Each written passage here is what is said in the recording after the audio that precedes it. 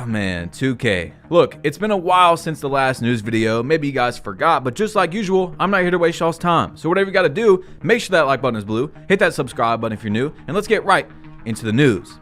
Now, it is the new year, 2025. I haven't made a news video yet in this year, but let's start with a little warm-up. 2K added a animated hat, and it does say on top, 2023. For 10,000 VC, you can get an animated hat for the new year that has been copy and pasted, not from last year, but 2 entire years ago.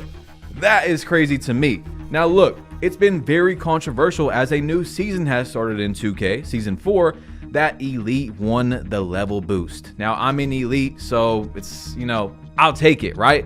But a lot of people are also not getting their level boost as the season has began. And you see right here from 2K support, it says, please be aware that we've made some changes for the level boost this time around, as players no longer receive a level boost at the start of each season. Instead, the bonuses are being applied to eligible players who contributed to previous events as brand new affiliation attire.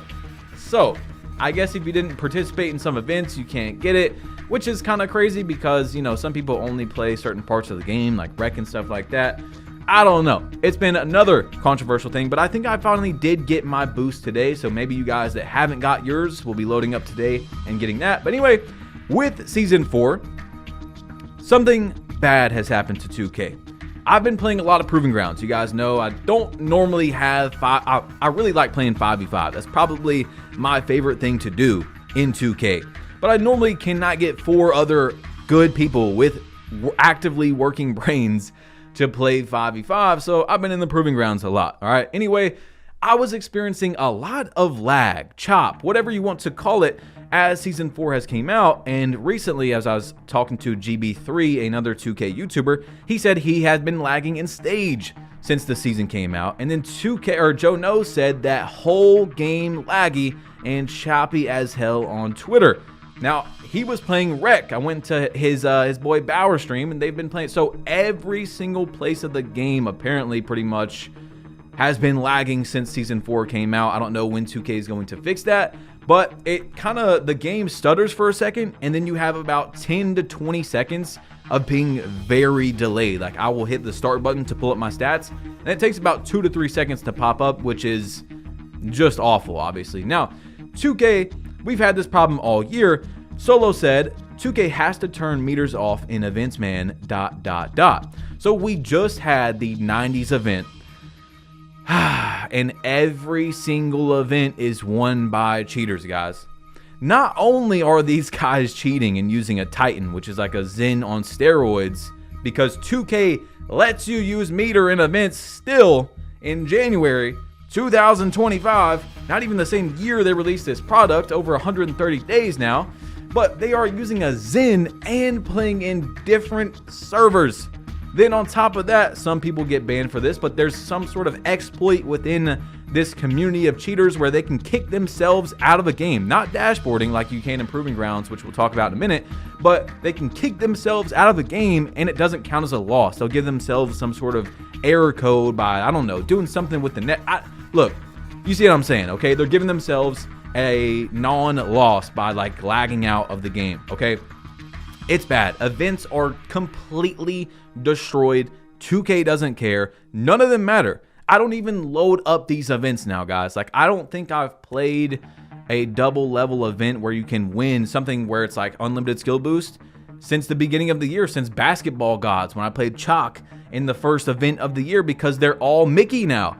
There's no reason to play them. There's no reason to even try to win when every game you're going to be playing someone who's LT cheesing with a steroid Zen. You know what I'm saying? Like, it's nasty out here. Now, anyway, 2K Toots. You guys know I've shouted this guy out for a long time. I love 2K Toots and 2K Labs. He did a test on RNG in the My Court, okay? And this is the first test we've seen this year where, as you guys see, he made 96.20% of his shots. He said basically the margin of error is blah, blah, blah. He thinks that the game has no RNG from this test. Now, 2K Toots is a numbers guy, and I completely respect that. He's a data guy. But you just I cannot agree with the test saying that there's no RNG when we've seen multiple from 2K Labs saying that, you know, the best, even with a 99.3, you can only shoot 70%, 80%, stuff like that. But I can't agree with an offline test for shooting, okay? If you all have played 2K this entire year, you've probably went into the My Court. Now, if you've been to the My Court, you know exactly what I'm about to say, or you will when I say it. It is obviously, very clearly, either it has no RNG or it's on super rookie. There's no, it might even be both, okay? I literally loaded up. I made a Wimby build that I was going to make with like 99 rebound and stuff like that. 45 3-pointer. I don't have any badges on it because, you know, I have a 45 3, and the only reason it's 45 is because the three's like 83, you know, so it starts up a little bit higher than 25. And I'm shooting about 40 to 50% from three with a build that has a 45 3-pointer with no different jump shot, like the base jump shot that looks awful. I'm telling you, if I was to bet my life on the line, I would do it to say that My Court is on an easier difficulty. When you go into the My Court and you go to invite someone, if you guys have tried, you have to hit connect to server. Go in there and try it for yourself. You have to hit connect to server. You are playing offline in the My Court. Now, when 2K does a test and says, you know, lightning launch is this much faster from bronze to silver, stuff like that, that's a test where I don't think there's going to be any difference between that and online, right? But online, you've got latency, you've got different sliders. I literally put it on Pro-Am, by the way. I put it on specifically 3v3 Pro-Am. I tried ranked Pro-Am. It doesn't really change the sliders like that, guys. You know for sure if you've tried your shot in the My Court, it doesn't feel like that in the park, the rec, anywhere like that. So that's one that I just cannot agree with. We know RNG is in this game. Now, Swante said if you didn't connect to your friend's server on My Court, you're not on online settings. No matter what you pick, you got to connect to a server off your friends in My Court. Might have to redo the test. So he's going to have to do that. But either way, like I'm telling you, I've played against people in My Court, and it doesn't matter what I put on, it is still easier in there. I don't know why. I think it's bugged or 2K hasn't fixed it or something. It's just not the same. I'm telling you for sure, it is not the same. So I can't agree with that. Now, he did give his reasons why he didn't do a test online, because of the latency, and he'd be in a park setting, so he wouldn't be able to do as many shots for the test. And, you know, he explains it. Like I said, he's a data guy. That's why he chose that area. But I'm telling you, no. The game 100% has RNG. Now, Iggy Mo, former 2K League professional, said, we really have a 2K where you can be wide open with a 99 3-point with jump shot boost, and you can still miss even if you time it perfectly. Now, since the beginning, 2K18, when I was streaming every day, I used to call it the algorithm, which is the same thing as RNG basically for this instance. I've been talking about RNG and stuff for years.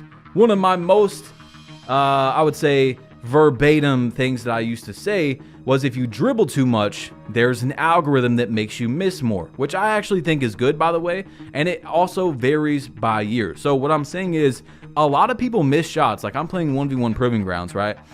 And they miss shots a lot more when they dribble a lot. I think that's a big reason why people think that there's something wrong with the game. They're dribbling for like 16 seconds, and then they try to shoot. There has always been something in the algorithm that once you hit a certain amount of dribbling or time of dribbling, it lowers your shot percentage, even if your stamina is not really that much lower and stuff like that. And it's not perfectly, linear. Like, okay, if you dribble for 12 seconds, as soon as you hit 12 seconds, you're going to be shooting 30% less or something like that. But I'm telling you, it's in the game. It's been there for a long time. Like I told you guys, RNG is in the game, but it's not as bad as a lot of people think. Like, it's bad, but it's not as bad. If you're shooting 25% from three, that's your fault. You know what I'm saying? You can't blame algorithm and RNG on shooting that bad. But if you're shooting 50, 60% and you're missing shots after, like, dude, I literally got heat check now, guys. And I'm so serious. I miss more with heat check than I do without heat check. Because to get heat check, you have to make 3 shots in a row.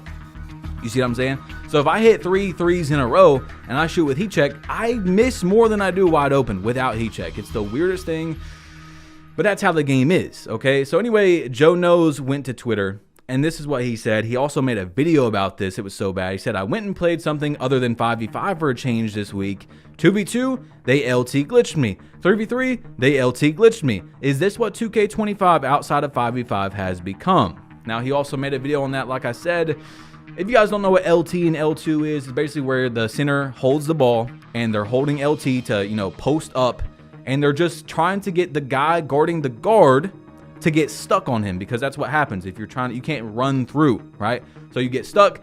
That's what everyone's doing on 2K25. Guys, you see this right here. I'm literally playing on a 7'3" build that I've learned to dribble on, and I'm still able to win decently, consistently around 80 to 90%. I don't understand why people are doing this, why most people are doing this, okay? They got, you know, 60, 70 win percent. So like, oh, the game is making me do this. And it's okay to have, you know, 60, 70 win percent. What I'm saying is, if you're doing that and you're still not winning 95% of your games, bro, that's sad. You know, like, that is really sad. But what I have been trying to do in the last year or two, and especially more this year, is just get on and have fun. I've started this 7'3" dribbling wave that, without Hesi and Glock 19, you know, I would have never even thought about trying something like this. But I started this wave, and it actually makes me have fun. I wish every video I did, I could be on a build like this. You know what I'm saying? Because it's just really fun. It's fun because I'm doing something unique, and I'm not doing something everyone else does. It's not super cheese. You know, you have to learn how to dribble. You have to, every shot I shoot is an open usually, not wide open, which means, yes, it is nice to be able to shoot everything and it's always open, quote unquote. But, you know, I got a lower green window. When it's open, not wide open, you have much more stability, speed ups and slowdowns and stuff. It's challenging and it's fun, is what I'm saying. And it's just crazy to me. I made a video on Twitter talking about, yeah, look, guys, this is my record for this season. This is what I did in Proving Grounds, and I did all this without playing meta. And people were like, oh, well, I'm not bad, Slug. I don't have good teammates. I can't win 90% of my games. That's not the point, bro. I'm just saying it's possible to win consistently if you just learn how to be good at the basketball game, instead of looking for every single way to have the advantage over your opponent. You see what I'm saying? So if I lose to someone that's LTing or doing something like that, I don't even care anymore. It's not a big deal. But if I lose to someone who is not playing super meta, and I'm also not playing super meta, that's when it's upsetting, you know, because I'm a competitor and I want to win the game. But if someone's doing all that to win, I don't even care anymore, bro. You can have the win. You know what I'm saying? If it's that important to you, you can have the win. And my biggest point of that was, most of those people are not having fun playing the game. You see what I'm saying? If you've tried everything possible to have fun on 2K and you can't have fun, then I completely understand. But there's a lot of people that say, oh man, 2K25 is trash, 2K in general is trash, and all they do is play the absolute most meta way possible to win, which usually isn't that fun for most people. So if you're not having fun, stop doing it. Switch it up. Try something else, okay? So anyway, my bad, guys. I kind of got into that, okay? So Koza said, no way people are making builds specifically to L2 cheese. Y'all are wild. No wonder 2K isn't fun for you. Scary part is it's snowballing and becoming bigger and bigger. More and more people are doing it. Yeah, I'll be in fives chilling. And what's crazy is L2 has been around forever. For those of you that are newer to 2K, it's been around for a very long time. I think 2K19 is the earliest I can remember people really abusing it. But the thing is, people weren't really doing it over the years, and now because other people are doing it, people follow. You see what I'm saying? It's snowballing, like he said. It's the weirdest thing in this community, guys. But look, there was a patch. There was a patch on 2K25, and I'm sure most of you guys have seen it by now, but let's go over it real quick. Separated light pressure coverage into 3 bands: weak, moderate, strong.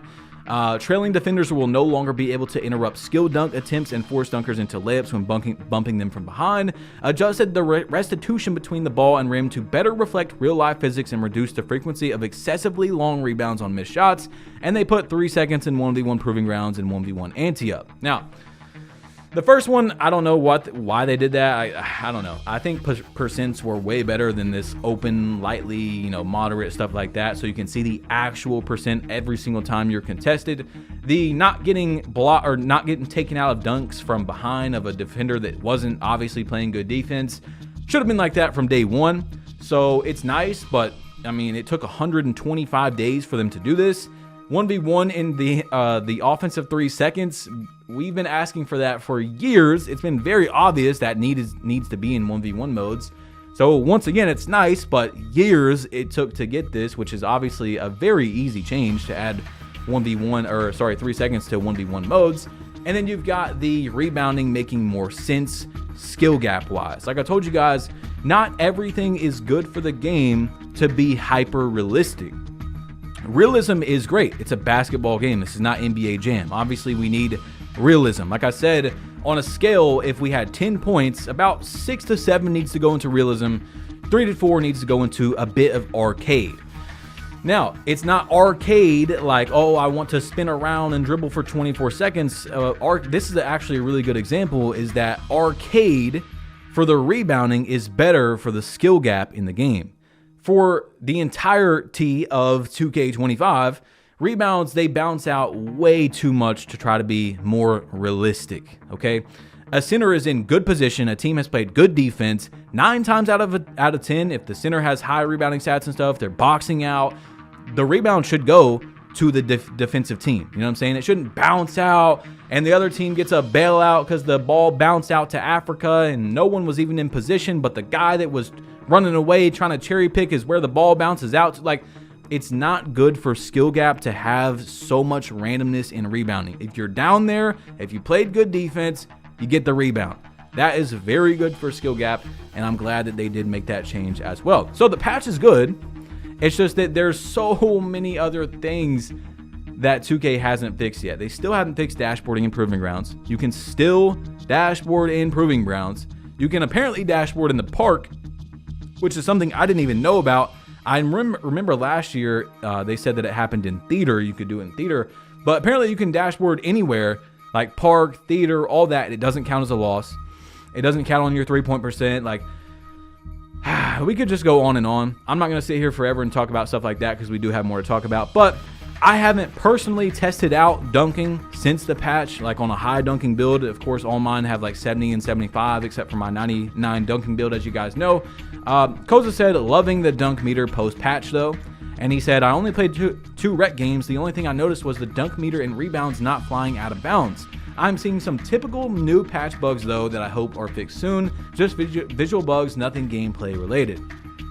So he's liking it. And also with Season 6, we do have the Shea dribble style, which people were hyping up as if it was going to change the game.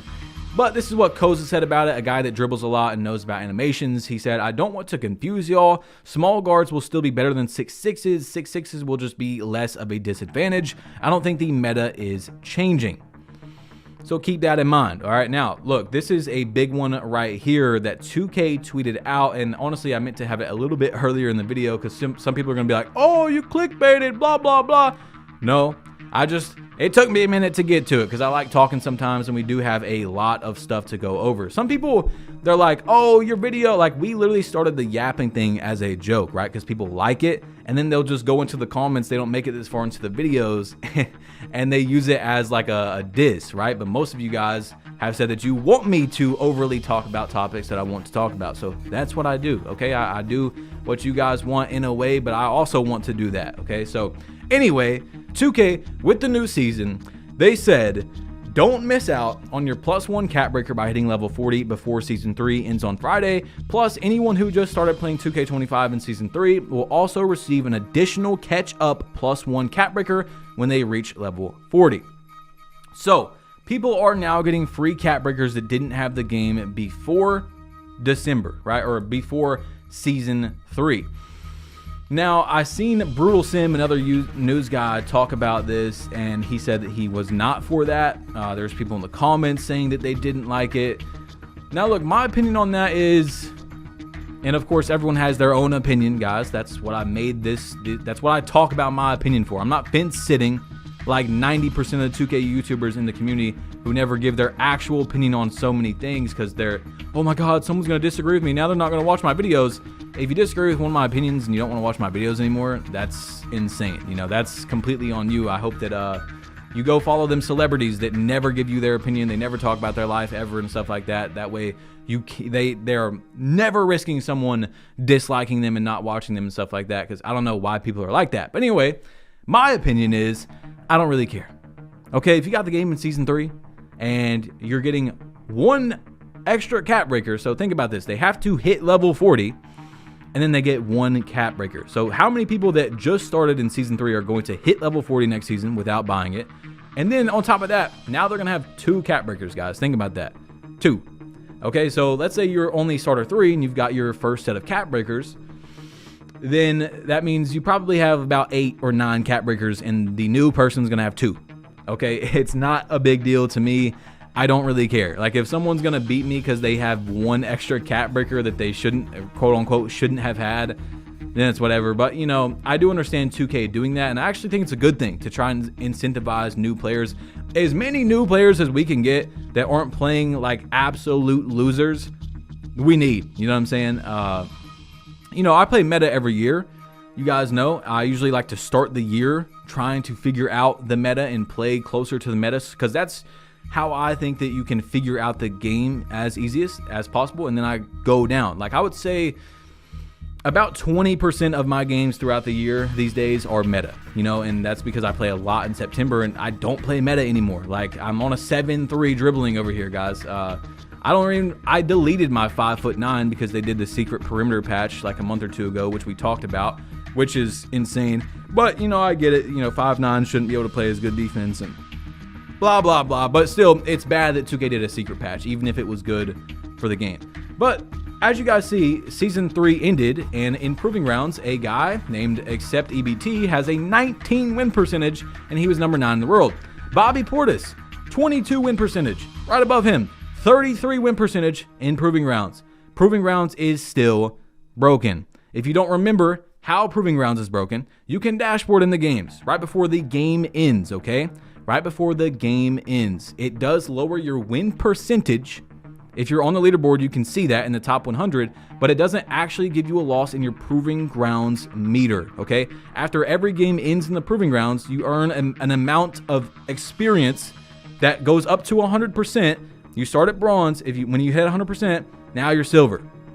You hit 100%, now you're gold. Of course, you know, if you beat people that are not ranked in your gold or something, you're only going to get like 1% or 0%. So then as you rise up, you have to beat people that are in your category, okay?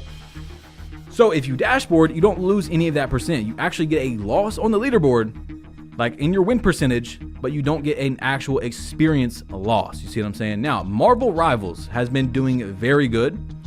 Very, very good.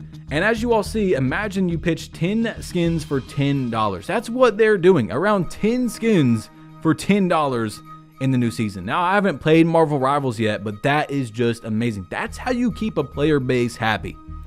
By not just trying to squeeze every single dollar out of your customers. Now, this is kind of old, but Aiden Ross went to Twitter, and you see he got a crazy My Team gifted to him by Ronnie2K. Now, if you guys don't understand My Team, basically that's thousands of dollars gifted to him. Now, DBG went to Twitter and he said, if you are a My Team creator spending tens of thousands a year gambling to make content, promoting the game to millions and biting your tongue because you don't want a bad relationship with 2K, just know 2K doesn't value you at all unless you blow up outside of the game. Which is true. Guys, 2K makes all these excuses, and it's the funniest thing that people still believe. They're lies. Like, this isn't even a question. Lies.